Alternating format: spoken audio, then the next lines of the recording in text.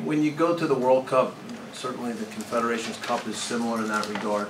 Physically now, the challenges, the demands, the speed of the game, the level of athleticism is incredibly high. And so you want to make sure that you feel like players that are going into 23 are where they need to be in those areas, as well as everything else. But that physical part, so in the midst of everything that goes on tonight, there's a lot of attention paid to again, reactions and movement and just seeing where guys are in that, and fitness.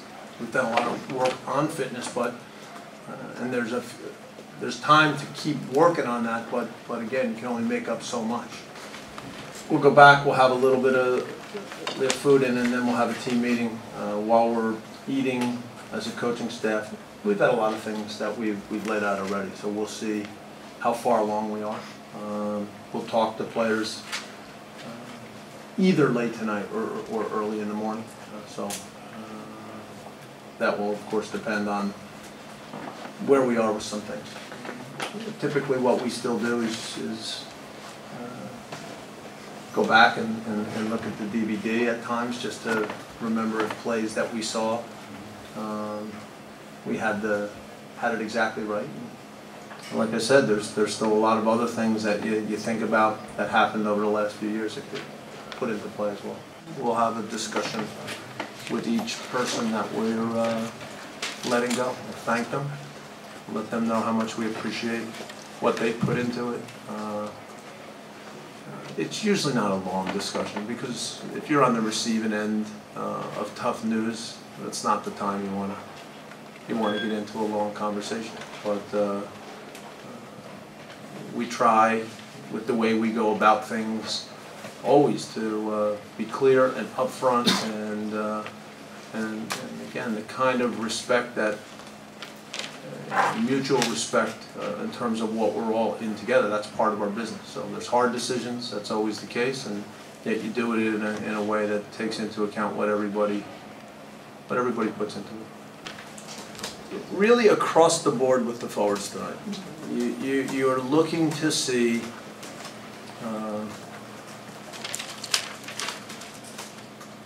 what you think they will be, how they will be able to handle themselves and adjust to international games. The games go faster.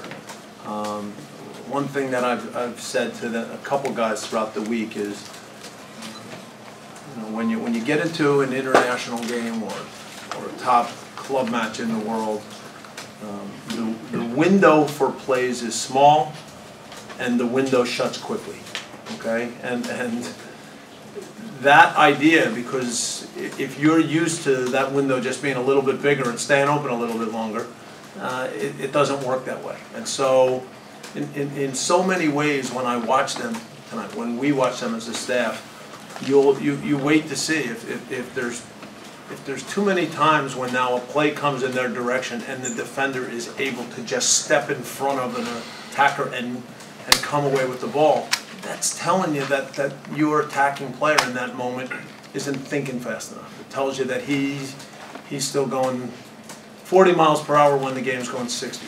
Last week we stayed in one place and worked very hard, and all along we knew that this week there were a lot of things. But again, that's part of our reason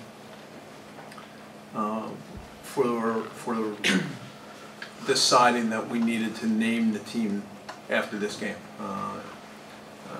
You need to make sure that at a certain point the group that's going can start the team building process, and then in that way the recognition that they get as a group when the team gets announced, and some of the special things that we can do this week are good for the game, but also that gives the team really a special feeling as we head to South Africa, and it's something that we think is very important.